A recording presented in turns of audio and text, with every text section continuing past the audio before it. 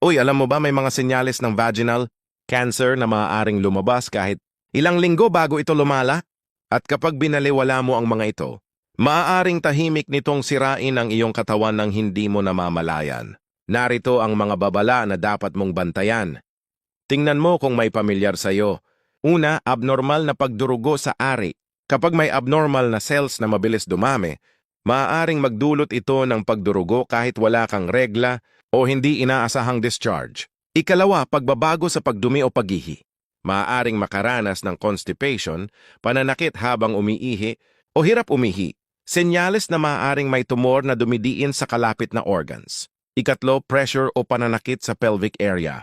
Isang mapurol na sakit sa ibabang bahagi ng tiyan, sa isa o magkabilang side na maaaring dulot ng paglaki o pagkalat ng tumor.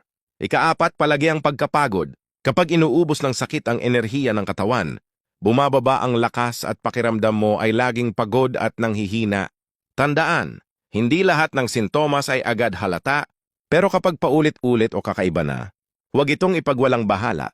Mas mabuting magpatingin habang maaga pa.